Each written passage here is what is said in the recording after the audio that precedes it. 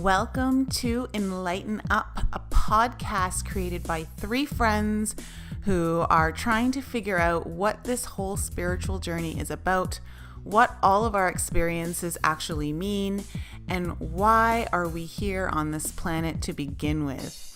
You'll be joining my co-host Lisa Watson, a light language channeler who prefers her whiskey straight, Michael Ronayne, a normal dude with an inquisitive yet slightly brash way about him, and myself, Nicole Frolick, an author speaker who stepped out of the spiritual closet holding a bottle of red wine.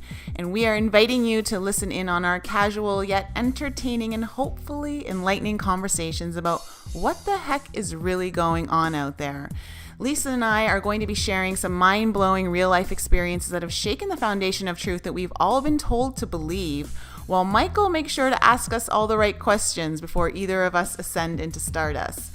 So what's true and what's not? We're going to find out together, and today's episode is our very first episode. We're really excited to share it with you, and we're going to go into what spirituality really means to all three of us, how the three of us got turned on or off of religion and into spirituality, or possibly vice versa, while Lisa is going to take us down her spiritual path. And you aren't going to want to miss this one because it takes some twists and turns that even Michael and I weren't anticipating, and I'm sure Lisa was not prepared to share all of that with us. So stay tuned, enjoy the show, and we will catch you again at the end of the show. Just a quick recap and to let you know what's coming in part 2 of this episode.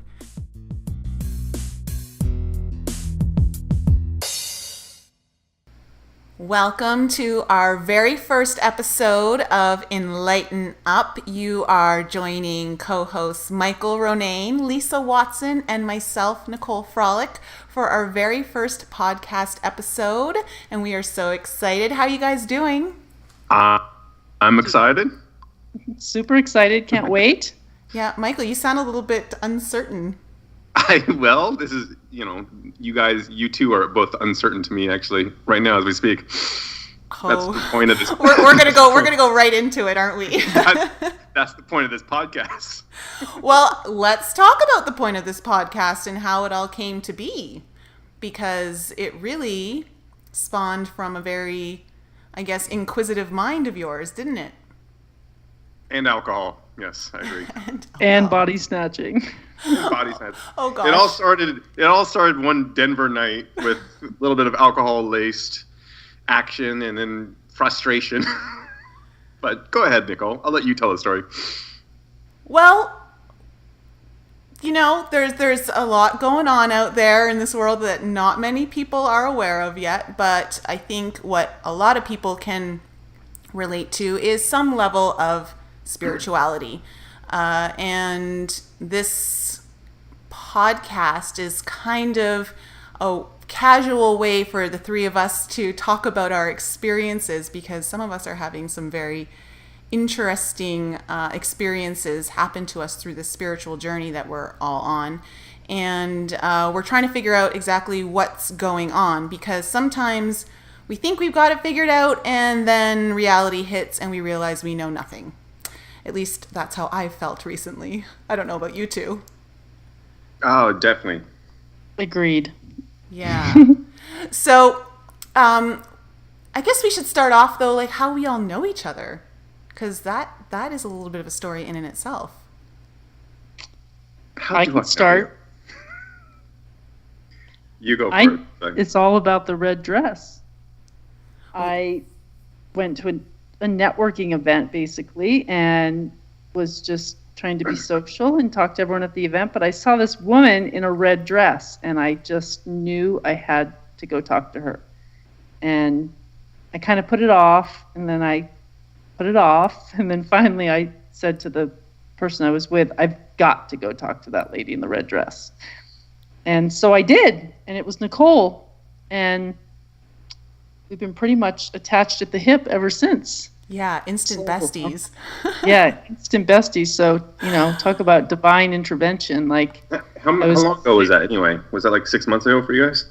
No, it was March 20th, March 16th. Oh my gosh, yes. You guys are like 3-month 3 months anniversary. ago. Yeah, we just had our 3-month anniversary. You sound like you guys known each other for 20 years, but it's been 3 months. Well, It feels like it. Yeah, I mean, we can get into that later on and down the road of the show. But yeah, best purchase of my life, that red dress, because it brought you into my life. And Michael and I have been friends for 9 years. Has it been 8, 9 years? I'm gonna go with 9 years. That seems like a nice It round sounds number. like a good number. Okay, we'll go with 9. But Well, I mean, I was friends with you. You were not nice to me. oh no. Okay, let's not. Oh, we can go like 3-4 years, really. Let's not even start on that foot and deceive our listeners already from the beginning, Michael, because that is not how it happened. I just remember being very charming. I was trying to like take you under my wing and show you like what good friends are like, and no, it didn't work out. So the real story behind that is that when I moved to the Cayman Islands in my early 30s, I started working out at this hotel spa, and Michael works for a spa skincare line, and he was a rep who would come down to our spa a few times a year and train some of the girls on the products that he'd be bringing down. And so when I first started there, he had come down quite soon into me starting my job, but for some reason, I just wasn't someone that Michael wanted to get to know. So not true, but go ahead. Yeah, you totally ignored me. Continue. We'll talk about this. So, yeah, I don't know if it was because I was in a relationship or what, but you just wouldn't talk to me. And so this whole year went by while I worked at the spa. And I mean, we talked in passing while I was working at the spa. And then I left the spa and I kind of went out on my own and started my own company. And then he comes down a year later, and I was back at the spa for their Christmas party. And he looks at me and didn't you like introduce yourself to me for the first time or something? Yeah, not even knowing I think that I might have. Yeah. See, that's the kind of friend you were I'm bad being. with names and faces. I'm sorry. But I remember, You're a though, salesman? I remember being very felt very bad actually after reintroducing myself to you as if you were brand new. But I recognized you because you have a very recognizable feature face. But I don't even know what that means. means you have an unforgettable face, and that's a good thing. It's a good way. Okay. To the listening audience, it's a good thing. All right. We'll go with that. But it's interesting. Anyway, because we hit it off then, and we've been friends pretty much ever since, and getting closer and closer year after year. Yes, but our relationship started off more through drunken debauchery. That was our common thread. Is that we would just go out and drink. 90% of my relationships start off like that. Well, just so we're clear, we were friends, and our friendship, we'd always just, every time we were down on the island, we would go out drinking with some of our other friends, and it was just always really just silliness when you came down. But oh, we got married too, remember? we got married? What? Oh my God, you got married? What Yeah, what you and foolishness are Lucia. you talking about now? When did we get married? Me, you, and Lucia. When was this? You don't remember? No. We have a group name, the Twives. Oh, We got no, married that, one night. yes. Okay, yes, that's right. I was about to say we need an adult audience. Like, Well, That's there's right. 3 of us. We were I 3 got- of us we- were really good friends. And we gotcha. all, yeah, whatever. understood. Yep. Okay, moving along. But what was really good is that as we started to grow up and grow out of our silliness phase, I started to gravitate a lot more towards my spiritual path, and you did too. And neither of us really knew that was kind of happening. And then we both realized that we weren't really wanting to do all the things that we used to do, and we were more interested on other things with a little bit more meaning, right? Yeah, let's go with that. Yeah. I mean, we still go out and have fun, but I mean, Yeah. we Yeah. We didn't give up drinking. we didn't Let's turn not on say to- that. No, of course not. I mean, I think we're all drinking right now, are we not? Yes. Cheers. Yeah. Cheers. Cheers. Okay, cheers to that. So, I mean, it's 5 somewhere. and on some galaxy, I don't know. So that's how we all know each other. And of course, Michael came to visit me shortly after Lisa and I met, and they got to know each other. And so all three of us have been talking about different spiritual, I don't even know what to call it, experiences, I guess. And we all decided that our conversations were too good to not share with more people. So here we go. Too interesting, that's for sure. Yeah. I geek out on sci-fi, and basically by knowing you two, it's like I feel like I'm living a real life sci-fi movie going on right now. That's what I love it. So this is why I'm excited for today's show and to all the future shows, because you guys raise a ton of topics, and then as I read these topics, it's like going down the rabbit hole of more topics, and like this is like when I did visit you in Denver and I met Lisa, and Lisa, by the way, is a person that you will know very quickly when you meet her. You're easy to know, Lisa. I don't know how better way to say that. And it's a compliment. That's a good thing.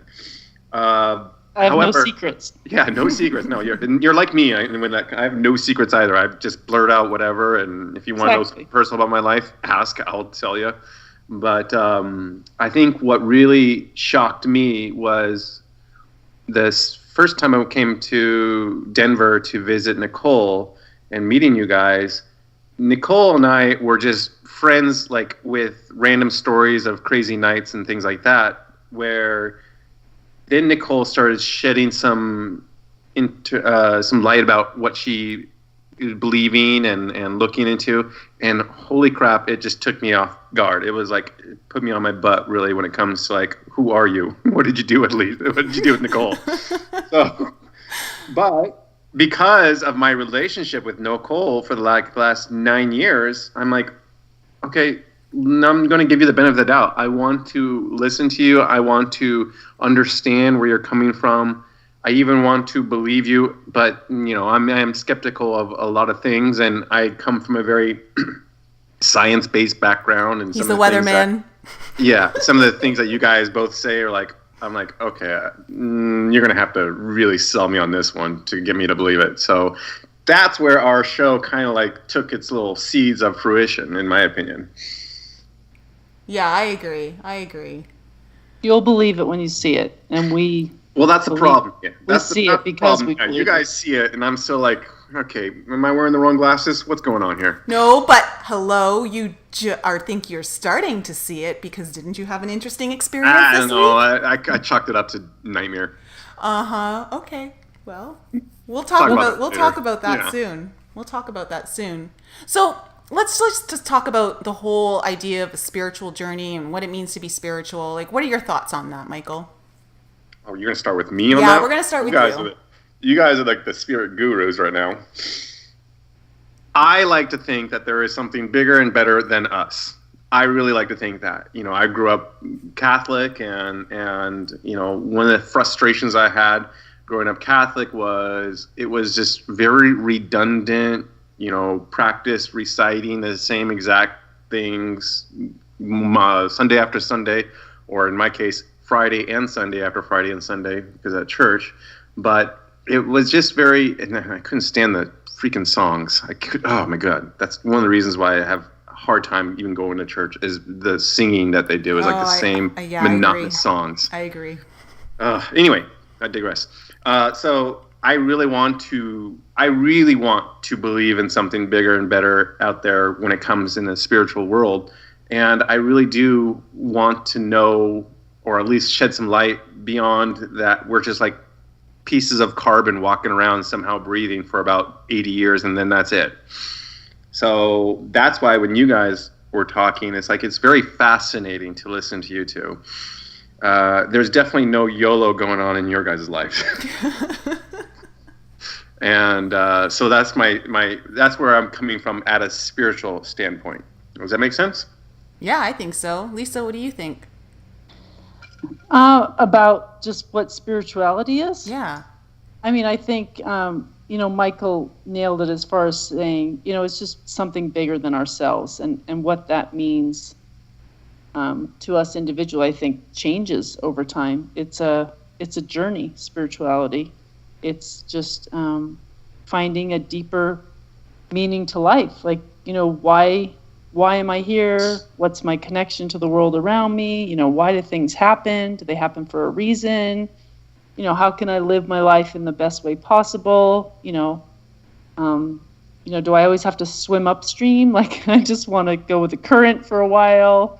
I just think spirituality means something different to everybody, but it's searching within yourself for something rather than outside of yourself. I think is the best way. I agree, that's where I'm like really attracted to what you guys have going on, because it's almost like your own personalized spirituality, where you're taking the organization of religion out of your lives. It's more about you and your life, and that's what is really attractive. Well, and it's not to say that religion's bad. I don't, because that's not no, what this it's is not. about. It's not that it's bad, but it's like you also don't want to be. Like I said, when going back to the Catholic Church, you just don't want to be like a monotonous going down the river with everybody else and not really have to think. I want to be able to really think and find spirituality on my own more than what a priest was telling me when I was in third grade, if that makes sense. I think that's like, for me, the whole idea of like the spiritual journey, that's like the crux of it, is the whole experiential part of it. I'm such an advocate for experiential learning, and I truly believe that each and every one of us learns the best through experience, because it really anchors it into ourselves. It anchors it into our complete being when we actually live out something, when we experience it. And it's so much different than being told something or reading something. And so that individual journey of spirituality is unique to us all, because we're all going to experience everything in a different way. And I think having these conversations is really cool, because we get to share our different perspectives on what happens to us. And, we all have different experiences. So it's interesting to be able to sit down and just listen to one another and see how it's all unfolding for each individual. And who knows where it's taking us, because every time I think I know it's going one way, it's like side curveball comes in and it's like shakes everything up. But I think that's like a huge part, is the experience is so important. But there's so much more to me that you guys are talking about than just spirituality. You're talking about literally physical things that are happening on this earth, within this earth, about the future. I mean, there's so much more than just like, this is not just about, I believe in one faith or one idea. You guys are basically unraveling a whole matrix of different, how do I say it? Things that are going on around, different things that are going on around us, where apparently about 95% of the population is completely blind to. I just want to interject and say, religion, although there's, good things about it, at least, it does introduce people to the idea of God, and, and there's good things about it, but religion is based all around judgment, which is, makes no sense whatsoever. But spirituality is based more upon what Nicole was talking about, which is your experience without judgment. It's simply experiencing and going within yourself without judgment. Definitely an attractive quality, without judgment. Mm-hmm. Yeah, I think that's the key term in spirituality, is that you have to let go of all judgment. Yeah, all beliefs. All beliefs, yeah. Yeah, because then you're free to really take in a lot more. So yeah, religion asks you to come to the table with beliefs. Religion expects that you will have beliefs when you show up, and that's how you interpret your world, is through your beliefs. Where spirituality says, come. And also religion tells you your beliefs. And it's like, yes, that just seems so oxymoronic to me. It's like, here's what you believe. Oh, that was the biggest thing for me when I was a kid. I was raised Catholic as well, and I couldn't stand the church, at least the one that I was going to. It just angered me as a child. I remember being 12 years old, sitting in the pews, listening to the priest say his sermon, and it was all fear-based. Like, it was just, I was picking up at that young of an age the way they were using fear to control us from our quote unquote sins, and to prevent us from straying outside of the lines of what is considered to be good versus evil. And I just couldn't understand why an all-loving, unconditional God would be judgmental. It didn't, and at that young of an age, I was understanding, and it made me angry because I didn't believe it. I just thought, this is a lie. This doesn't make sense to me, and I don't like it. And I was mad at my parents for baptizing me and making me go through the whole Catholic Church process. And I remember when I was 14 and I was doing my confirmation, and I had to pick my own name again and all that stuff. And I remember saying, I will never, if I ever have kids, I will never impose a religion on them. They are able to choose any religion if they want to be a part of religion. I will encourage their own choice in whichever religion that is.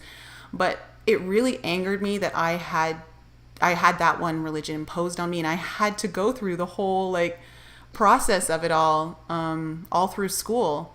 And then finally I just didn't want to go to church anymore, and I would hide in my closet on Sundays and make my mom late, which I knew she hated. And so she would eventually go to church without me, and that's how I started to get out of going to church. Yeah, you had quite a negative experience. I didn't have so much of a negative experience with going to church. It was just that I just didn't, it wasn't fulfilling enough for me, if that makes sense. And I went through confirmation as well, and all those kind of things. And it was like, I do remember at confirmation though, just like you, I'm being forced to do this because of you two. You're saying that it's my choice to get confirmed, but you're making me do it. Yeah, exactly. And so I look at religion kind of the way I look at culture. Like, it's just intertwined in people's cultures. And you grew up, celebrating your 15th birthday instead of your 16th birthday for some reason, and things like that make cultures different. And so that's kind of the way I look at religion. So religion to me is very unattractive as far as spirituality. I think I almost look at the two not even the same anymore, if that makes sense. Mm-hmm. I was lucky. I wasn't exposed to any. My mother is Catholic, 8 children, but after her 7th, I'm her 8th. She got a divorce, and then the Catholic Church pretty much told her she wasn't welcome anymore. And so of the 8 children, am the only one that was not baptized. And my mother stopped going to church because that's how the Catholic religion is. Yeah, they're hardcore like that. Hardcore, yeah. And my mother thinks that that's connected to God, and she thinks now that, God has screwed her over. But it was really just the Catholic Church. Yeah. And it's too bad, too, because a lot of people get turned off basically in their own religions, not just Catholicism. And I'm not knocking on Catholicism. I actually think it's fine in its own ways. However, I just think religions kind of turn people off. If one bad thing happens and all of a sudden your own religion is saying, you're not cool like us anymore, it just turns you off completely from spirituality and God. And that's not fair. That's not cool at all. Yeah, I think for me, the thing that turns me off of religion, because I do actually, I've studied a few different religions. Buddhism is the one I enjoy the most, but there are parts of Christianity that I quite like as well. But I think the thing that turns me off of organized religion is that it separates us all. And, I don't want to identify with any particular religion. I just want to be me and have my experiences and try to figure it all out without having to be a part of something. And that's I agree with you 100%. I can't imagine potentially dying and going to heaven going, oh, you're Lutheran, sorry, can't join the club. Sucks to be you. Your parents raised you wrong. Yeah. So, well, Lisa, how did you kind of go on how did your whole spiritual path start? Well, it started kind of early. It started a long time ago when I was 16. My father, he was very much on a spiritual path and loved to share information with me. He didn't live in the same state as I did, but he used to mail me books that he thought were important for me to read. Pretty much when I was like 14, he started doing that. And when I was 16, he sent me a series of books that make up the Course in Miracles.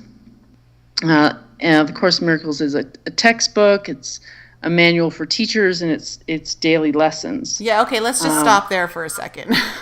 Because for anyone who's out there listening to this right now, if you have never picked up the Course in Miracles, because I picked that up when I was like 34, 35, that is a very difficult read. And so I'm always impressed when you tell people that you started reading that at the age of 16, because that is impressive. To read one paragraph in that book, you need to read it at least 3 to 5 times before it actually absorbs, because there's so much profound information in there. Well, because you're giving me way too much credit, my father also sent me, not only did he send me the books, but he sent me the books on tape, cassette tape. So I was fortunate enough to be able to put it in a cassette player and listen to it, which is a lot easier to absorb than having to read it, because, as you said, reading it is pretty difficult. But because I had it on cassette, it allowed me to get through the entire, I don't know how many pages the Course in Miracles has. I have it sitting here in front of me. It's something over 1,000 pages, so like 1,500 or so. But anyway, the Course in Miracles is a books that have been channeled by through Helen. I can't think of the last Helen Schumann by Jesus. So I just really took to them. I mean, I read everything that my dad sent me. He sent me Norman Vincent Peale and To Love Is to Be Happy With, just all sorts of great positive stuff. And I read everything that he sent me, and so I read the Course in Miracles. I listened to it. I started to do the lessons, and I loved it more than anything else. It felt like the first thing in my life that really made sense to me, because it was like nothing else I had ever read. And I think I always felt like I didn't understand what I was doing here. I didn't understand what was so great about life and why everyone would say things like, aren't you just like so happy to live another day, sort of stuff. That was not the world I lived in. It wasn't happy for me. And so this perspective helped me to start to shift. And then just to understand, become more open to the idea that I wasn't just me, Lisa Watson, in this 3D world where stuff was, happening to me, alcoholic mother, no food, just difficult childhood situations that made it hard to be happy, or even maybe believe in a God. That, how can you believe in that you're being taken care of when you're hungry all the time? Stuff like that was hard to understand. So the Course in Miracles helped me definitely get a new perspective on things, made me understand that I was the creator of my experience, that just basically taught me who Jesus was. All at the age of 16. Yeah. I mean, some people are learning how to drive cars. You're like making this kind of connection. It's pretty profound. Well, I didn't have a lot else going on in my life, to be perfectly honest. I, like I said, youngest of 8. My mother was an alcoholic. My whole family had moved out. I was the last one kind of left with my mom, and my dad didn't live, like I said, in the same state with me, and he was kind of a peculiar egg himself, and I didn't have very much. I felt very out of place amongst my friends who just, I grew up in a wealthy area in Massachusetts, and, they cared about what they were wearing and, what typical teenage girls care about. And I could never wrap my head around that stuff. And I just didn't really know where I fit in. So this was exciting to me. I wanted to know more. And when I started learning about, I think what hit me kind of hardest was the Father, the Son, and the Holy Spirit. And the Course in Miracles explains that the Son is not just Jesus Christ, but all of us, that God only had one Son. and that we are all equal to Jesus and we're all connected as one.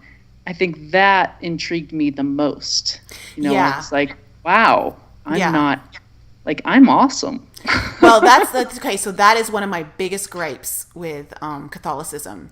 But Nicole, that they didn't necessarily not teach that in Catholicism either, though. I mean, I remember this. That's not what I was going to say. What I'm going to say is that you're taught to worship a God, and that you are less than that God, and that's couldn't be further from the truth. So I call it source energy, the creator, and we are all of source energy. We are all of that creator energy.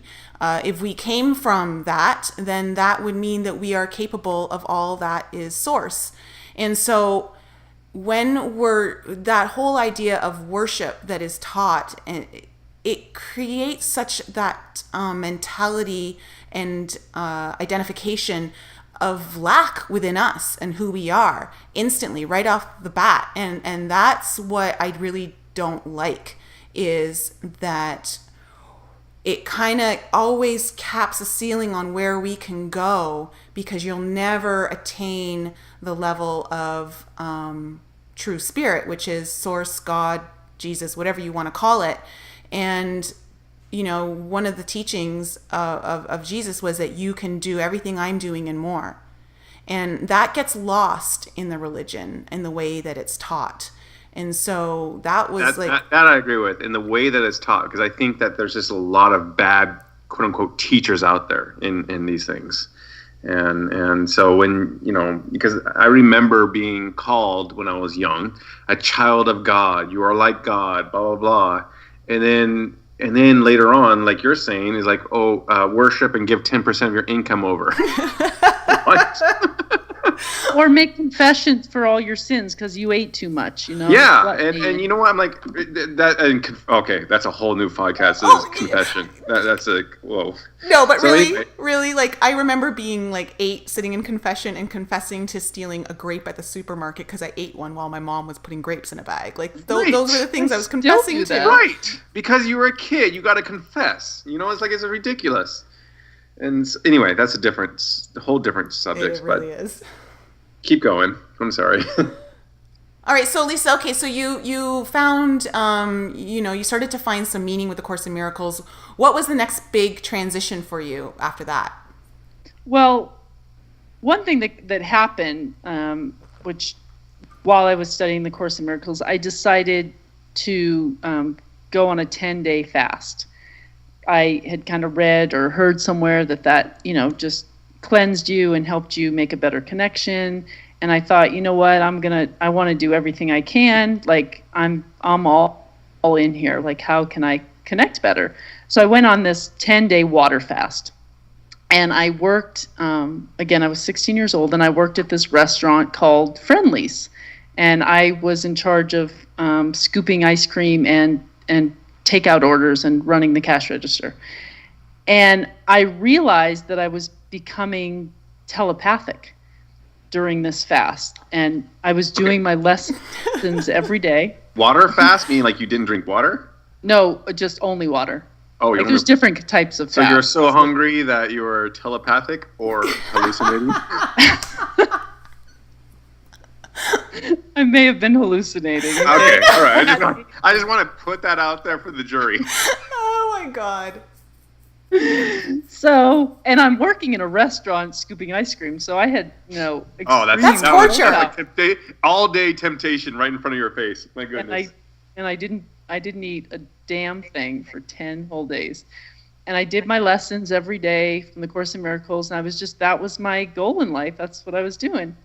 But things would happen, like this gentleman walked in, it was busy, there was a line in front of me waiting to check out and pick up their takeout orders, and this guy walked through the door, and I had a takeout order ready, and as soon as he walked in, I knew that he was Dave. I said, hey, I kind of waved at him to the back. He was like in the back waiting, and I'm like, Dave, come on up, like I have your takeout order here. And he said, "How do you know that I'm Dave?" And I said, "Are you not Dave? Like, am I wrong?" And it just was so matter of fact to me. I just remember being like, "But I know he's Dave." Like, and then that's when I kind of realized, wow, I'm starting to get this. I'm starting to get this oneness, that we are all connected, and that is one mind. And so, it was just a small little thing, but it, it helped with my belief of what I was studying and the principles that I was being taught, that, wow, I think there is something to this. But to get on with the story, so 16, and I did that for like a year and a half or so, and Jesus came to me one day in my room and just kind of appeared and told me to move to Boulder. And I did, my current boyfriend at the time lived in Boulder, and I had been to visit him. Okay, wait. When you say Jesus appeared to you, can you elaborate on that? Because I'm pretty sure most people haven't had Jesus appear in their room. It's really funny because I didn't think anything of it. Like, I mean, I never spoke of this to anybody, like not friends, not parents. I never even told my father, who sent me the books. Like, I just didn't share this information with anybody. It was just kind of a personal thing to me. When I say that he appeared, it was just like a hologram sort of in my room. I just looked up and I saw him there, and he just said, "Move to Boulder." And I said, okay. Like, it just, I don't know, it almost seemed natural. I really didn't think a whole lot of it. And the truth of the matter is, because like I said, my mother was ousted from the Catholic Church and I was never baptized, and I'm kind of getting ahead of myself here, but I did end up getting baptized much later in my life and introduced to the Catholic Church. And I realized that the Divine Mercy picture of Jesus with the bleed, like it's got light coming out of him, like red and white and yellow light coming out of his heart. That was what I saw in my room, was him in that figuration. But I didn't have any idea what that was until, oh gosh, like 15, almost 20 years later. Do you have that picture, Michael? Have I seen that picture in your car? No, I'm literally looking at it right now on my phone. Yeah. So that's what I saw. So Jesus is white. All right, that solves a lot of questions. This is where it's going to be really hard for me to understand, obviously, because it's such a subjective kind of thing going on. But you think it's no big deal that Jesus shows up in your bedroom, where I'm like, I'd be a little bit freaked out, at least 20, 30 years or so. Well, keep in mind I was 16 years old too, so I didn't have... That doesn't make it better, though, in my opinion. I just think that we formed... guy in your room at 16 years old, and you're not freaking out. Okay, sure, let's go in. Tell me you're older. I was telepathically reading people's minds at the time. Like, this was at the same time. Like, I was studying the Course in Miracles, every day. Like, it was just natural to me. Like, why wouldn't he be talking to me? Obviously. Obviously. Like, what? And I hadn't been poisoned by religion either. So keep in mind, I won't say I never went to church, because I remember doing a little church play when I was younger, something, but we didn't go to church on a regular basis. I wasn't taught any of those beliefs. So he tells you've got to move to Boulder. He just said, he just said, go to Boulder. And I was like, okay. Done. So your parents who live in Massachusetts. Did he give you a reason? Like, gas prices are lower there or something like that? I didn't really have when you say parents, my mother could barely take care of herself. So I pretty much had the choice to do whatever I wanted to do. Okay. And so I asked my father if he could loan me some money, and he gave me $300, and I applied to go to CU in Boulder, and I didn't have enough money to go to CU, but I could take a class there. They said I could take, just a class at a time, since I couldn't fully enroll because I couldn't afford it. And that's what I did. I went to Boulder with the intention of going, that was the cover story. I guess I'm going to go to CU there.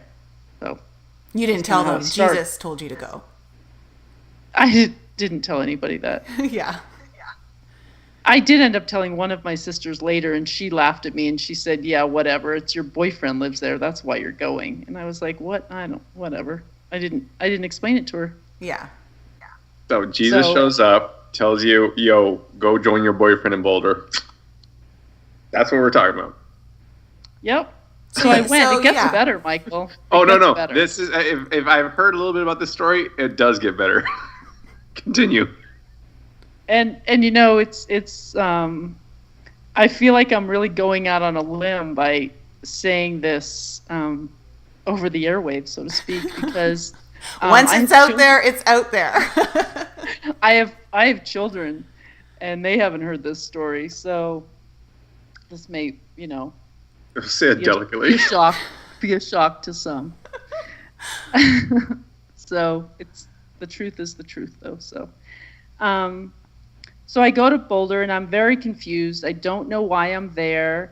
I'm completely relying on Jesus to just basically, hand me a map and tell me, what I'm supposed to do and where I'm supposed to go. And I am living with my boyfriend who goes to school there, and we get, share a room, a few roommates, and start looking for a job and just do the normal things you would do when you move to a new city. And I'm frustrated, and I'm asking Jesus on a regular basis, like, can you give me a clue here? Like, why am I here? I can't even find a job. I'm running out of money. I don't know what I'm doing. And the economy is really bad in Colorado at this time. I literally can't find a job. I can't find a restaurant job. Well, I did find a restaurant job, waitressing, but like part-time. I can't find anything substantial. So I end up becoming a topless dancer because my boyfriend said that I would be good at it and I could make some money. He's like, "You should just go dance over." That is a progressive boyfriend. Great boyfriend you had there. Well, we used to go to the bus stop and get Coors night, Tuesday nights, Coors for 75 cents, bus stop in Boulder, and we would go, and then he just looked at me like, "Just get a job here." And the bus stop is a topless dance bar. Yeah. Was it his excuse to just be there at work watching you amongst others? Michael, give us your male opinion on what that was. I'm just saying, if I convince how old were you at the time? I was 18, he was 20. Yeah, if I convince my 18-year-old girlfriend to get a job at the nudie club, it's because I want to go to the nudie club and not feel guilty. I went with him to the nudie club, though. It was kind of a college hangout thing. Like, lots of college guys would just go and, like I said, get 75-cent Coors and, throw dollars on stage. And it wasn't just that topless, seedy no big of a deal. place. It was just topless, T-bars, no G-strings, no pole work, really. Just, really, just strutting up and down the stage. Now, so I did that. And I was still confused. I still didn't clearly understand. Jesus sent me to Boulder to become a Jesus sent you to be a stripper? Yeah, no, that doesn't sound right. So Jesus did not appear at the bar at any time, did he? No, he did not. Oh, yeah. So things kind of went awry with my boyfriend, and I knew that, he wasn't going to be a good fit for me. And I ended up having to quit the bus stop because I was underage and I was using my sister's fake ID just to work there because you had to be 21 and I was only 18. So I ended up having to quit, and I got a job at a different strip club in Denver. And that's where I met my soon-to-be husband. He walked in the door. It was just very unusual situation. He's not the type of guy you would ever expect to go into a strip club. You know what? I have to stop. I realize I need to go to more strip clubs. I could potentially meet my wife at a strip club. What was I thinking? True story. Anyway, continue. So, I'm trying to keep this story, as brief as possible. Oh, no. Throw some details in there. I'm fine with it. So, my soon-to-be husband, he was a golf professional that worked at a golf course near this strip club, and he drove by it every day on his way home from work. And he was on a quest to find a wife. And he was just like dating furiously. Said he had dated like 80 women that year. Wait, is that a real number? Did he actually count them? Like, did he keep track? 80. Yes, 80. He literally counted them? Were you 80, so you were 81? I think it was 81. Lucky number 81. Wow. And he said that he got a message from God to go into this strip club. Oh my goodness. See, okay, to the listening audience, this is why we're doing the show. Oh my gosh. I I love you so much.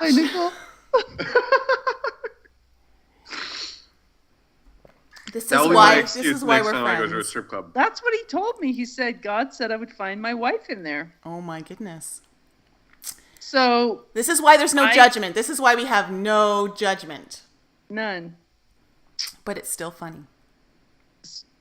So I was still living with my current boyfriend at the time. I hadn't broken up with him, but this guy was very persistent, wanted to go on a date with me, just asked me. And finally I conceded and I was like, okay, I'll go on a date with you. My boyfriend was cheating on me anyway, so I think it didn't matter. And I told him I'm going on a date, and that was that. So we... Young love. I know, young love, really. It happens in old love too, let's face it. Well, Jesus decided to talk to me again. At the strip club. No, not at the strip club, but just in general. Like, his voice, came through loud and clear. And he told me that I was going to marry this man. He said, well, it wasn't quite like that. Okay, here, it's a better story. Okay, so I'm sleeping at this guy, my soon-to-be husband. His name's Bob. I'm at his condo, and he, being a golf professional, get up very early, like 4:30 in the morning, and leave. So when I woke up, he wasn't there. And I woke up in his condo, and I looked over, and there was a dresser very close to the bed, and it had like a stack of his business cards on it. And I woke up, and I turned, and I looked, and on this business card, it said, my name is Lisa Watson. That's my maiden name, my born name. And his last name is Macaluso. And this business card said on it, Lisa Macaluso. And I was like, that's fucking weird. Like, did this guy already have, business cards? Yeah. I was like, oh my God, do I need to get out of here now? This is weird. Wait. How what's the time frame from you meeting to this happening? A month. Yes, okay. Maybe less than 30 days. Very quickly. So I was like, Lisa Macaluso, and I did that when you pinch yourself because you think you're dreaming, right? So I thought I was having this lucid dream, which I do sometimes, and I was slapping my face, pinching myself, roll back over, open my eyes again, turn back to the cards, pick it up again, and it still said the same thing. And I just was kind of talking to Jesus, what the fuck? What's going on here? And I closed my eyes again and then opened them, and then the card kind of went to what it really was, which was his business cards. It was just a stack of his business cards, and it said Robert Macaluso. And I was like, okay, that was just funky weird. I don't know, I just, again, didn't tell anybody or say anything. So you had one business card out of the whole stack that had your name on it? They all did. I was so in shock by the one that I was holding. I don't remember if the ones behind it said it too. I assume they did. I don't really recall. Okay. I think they did, because I think I put it down and I grabbed another one, and they all said my name. So what happens after this? So after this, I just, go on about my day. Of course. And we end up, it's kind of a rocky start. I'm really actually to be perfectly honest, this is the part that's kind of hard to say. I'm not really into this guy. And the thought of like marrying him, I'm like, yeah, I don't think so. There were just some serious red flags that went up for me. And he's 11 years older than me. And I didn't really want to date him at all. So we ended up like breaking up quite a few times. But there were a few things about him that really intrigued me, which I just actually remembered the other day. He was reading a book at the time. He had this book in his condo. And I picked it up. I'm like, oh, what are you reading? And I can't remember the title of the book. It might have been like Love is Letting Go of Fear. I'm not exactly certain. But he had been through a recent like divorce before that. And he had kind of struggled emotionally. And I think he was looking spiritually for some sort of guidance. So he was reading this. It was a small little book. But I'd flipped to the front of the book, and it said that it was based off the principles of the Course in Miracles. And that blew my mind, that he was reading a book that was based off the principles of the Course in Miracles. So it made me think that this guy was a lot more spiritual than he ended up being. But I still wasn't really that interested in him. And we broke up a few times. And it was after like the fourth time that he had put my shit out on the sidewalk and changed the locks on the door so I couldn't get into his place. The fourth time. Yeah. The first 3 times wasn't a clue, but the fourth time, you're like, okay, I got it. So the fourth time, yeah. So I went to go live with my friend and stay with her in Boulder. And we were walking down the Pearl Street Mall, and she was saying, oh, that's kind of a bummer. You guys broke up. And I turned to her and just, I don't know where it came from out of my mouth. I just said to her, yeah, but I'm going to marry him. And she was like, what? And I go, I don't know what. I was like, what did I just say? I don't know, but I guess I'm going to marry this guy. Like, I really feel like I'm going to marry this guy. And I just had this knowing in me and this guidance that this is the man that I was supposed to marry. And that is why I was here. This is why I had come to Boulder. And basically, I've been asking for guidance, and here it was. So, take it or leave it sort of thing. Like, do you trust me or not? And I just really had faith. I had faith in Jesus. I had faith in those messages that were coming through me that I knew were not my own thoughts. And I basically just succumbed to that and said, okay, I'll do it. I'll marry him. Well, you're like a better woman than I am, because I don't know if I would have ever listened to any voices in my head if that had been the case, Jesus or not. It's that is really a testament to having faith at that particular time in your life. I have to give you credit there. I mean, I think that that's just the key word there. I feel like I wasn't taught faith. I was born with faith. And I don't know why that was so inherent in me. But I've just always had an incredible amount of faith. And I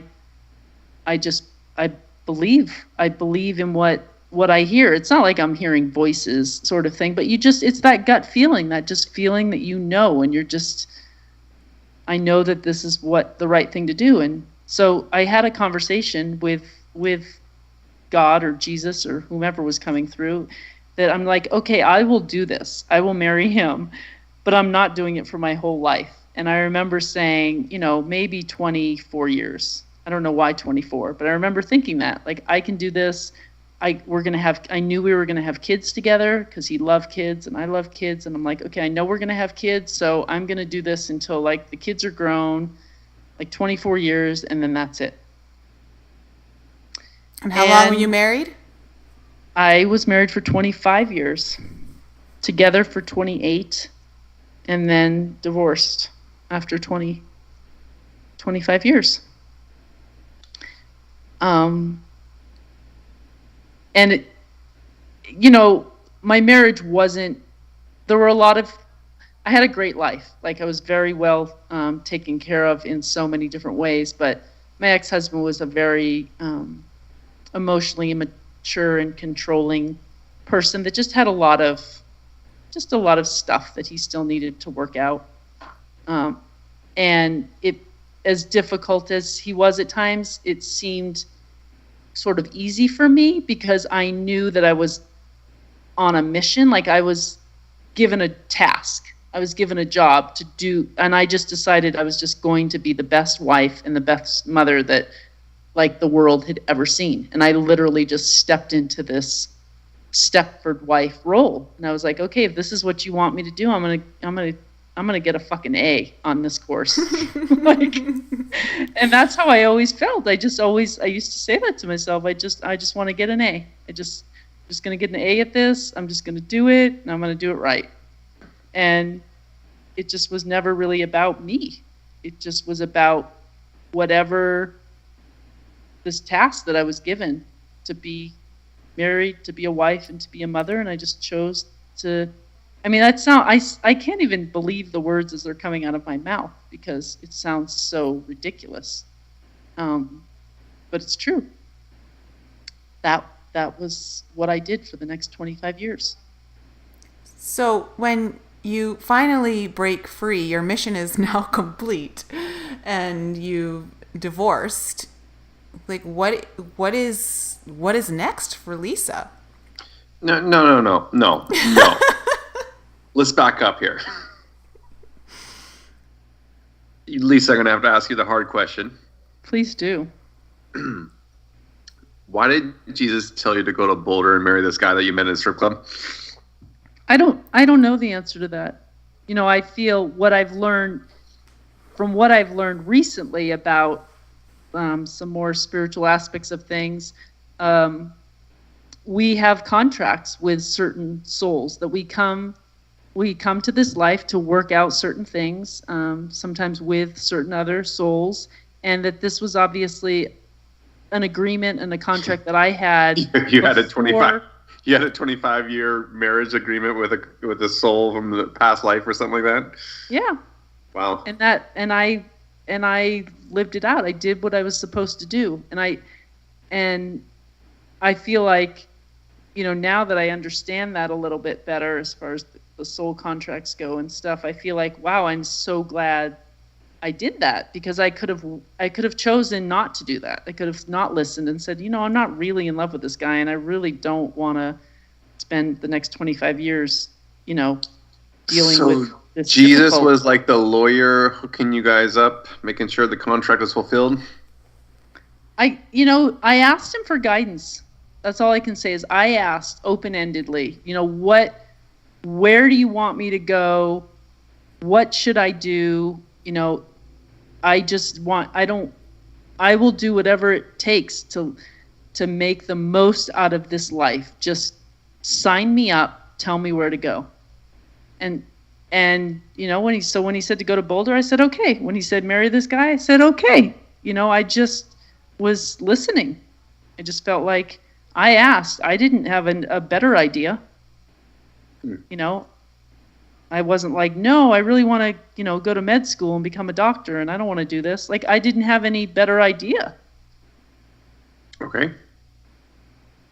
So after I got divorced, and he was Catholic. So even though at the beginning he sort of was open-minded, I talked about the Course in Miracles. He knew that I was studying it. I even asked him if he would do it with me, and he kind of like nodded his head, oh yeah, sure. But then once we had children, and our kids were like 2, say my oldest was like 2, and it was time to, you know, say prayers to them at night and do stuff like that, he suddenly realized that, oh, okay, I want my kids to be raised Catholic. So he basically told me, you know, put your Course in Miracles bullshit away, and teach my kids a Catholic prayer, because they better know that Hail Mary by the time I get home from work tonight, sort of thing. So I was like, oh, okay. And he had a not so nice side to him that was a little scary. And I just wanted to keep peace, and I did. So Catholic we became. And I just kind of set down my other stuff for the next 20-something years until I got a divorce. And then as soon as I got a divorce, I literally, picked it all up again and picked up the Course in Miracles again.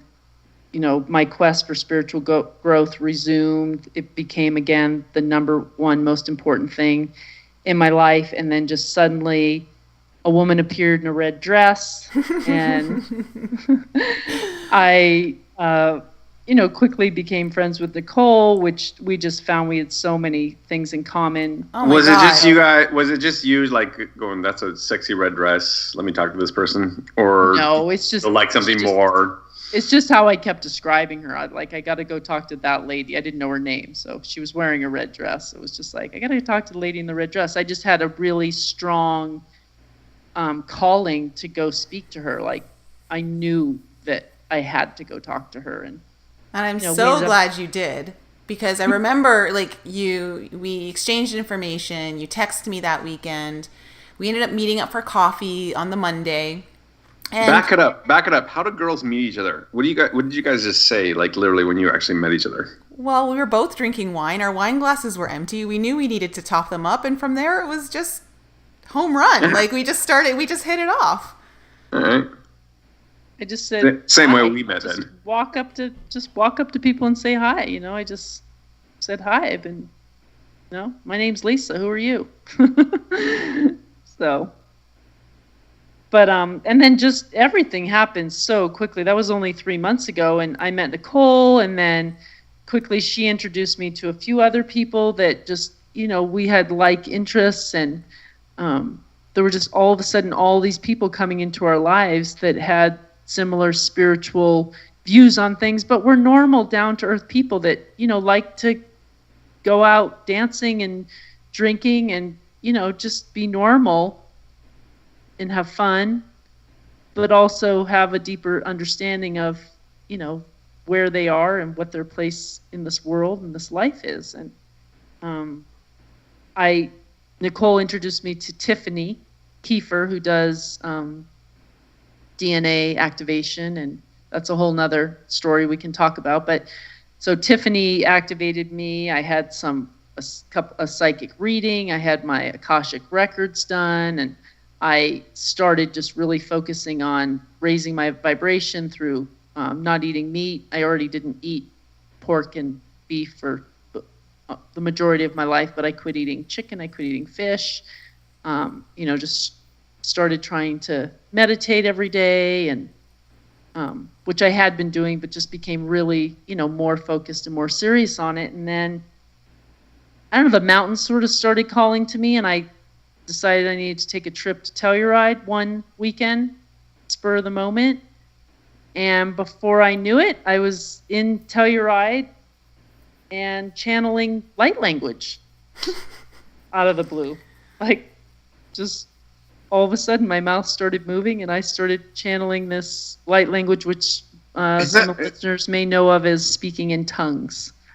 And that's probably where we should end for yours, because that's a whole new podcast, light language. So definitely want to get into. Well, I think, just quickly, light language is just a very high vibrational tone and sound. It's spoken in tongue, but it's very healing. If you start to Google light language, it's basically the language that's spoken on the soul level. So yeah, we're definitely gonna have to do a whole podcast on that. Like I said, even my parents spoke in tongues when I was a child, and it was always very creepy, frustrating to a child, at least to witness. What do you mean your parents spoke in tongue to you? Yeah, what? Hello? What? You just dropped that one in casually. Yeah, they didn't speak it to me. They were speaking it, not to me, but speaking it. Yes, my parents did. What, over a bottle of wine at the dinner table? How did that happen? My parents are very devout. I love my parents. I love the fact that they are super devout in their beliefs. and them amongst they joined a community of people that I very well respect, that very much was adapted to this world of like potentially speaking in tongues. And so yeah, I heard them amongst many other people speak in tongues, if you will. In the Catholic Church? Yeah, isn't that amazing? Yeah. Anyway, so they did that, and I just looked at it as a kid, like, what the heck is going on here? I want to get back home to my Game Boy. Did they know you heard? Were you there when, like, they knew? Yes. And they never explained anything to you? Well, they said it was the language of the Holy Spirit. Okay. And I'm like, and the saddest thing about the Trinity that people like to try to believe in is like the Holy Spirit is like that one dude that nobody knows. Like, oh, he's the quiet guy in the corner. And so the Holy Spirit, Jesus, yeah, he's cool, man. Yeah, hang out with him. He's cool. And God's got his things. He's either Old Testament God one day or New Testament God the other day. But the Holy Spirit, that's the enigma of the whole Trinity, in my opinion, from what we've learned. And so, go ahead. I was just going to say, my understanding of the Holy Spirit, through the Course in Miracles, is that God can't see all this bullshit that's going on down here because he didn't create it. We fabricated it. We just fell asleep. We're in a dream. So he can't even relate to it. So the Holy Spirit is his connection between us and him. Like the Holy Spirit is the translator. Holy Spirit's a translator. All right. Good. Well, I'm glad we cleared that one up. It's a tough task because, I look at Instagram and I'm like, what the heck is this word? I mean, it's amazing how much communication just changes on a daily basis. So, speaking in tongues, I remember being creeped out by it as a child, but and then I'm like, okay, whatever, my parents are happy and they believe what they believe. And I really wish, I honestly believe this in my life. I really wish I could have the spirituality that my parents do have.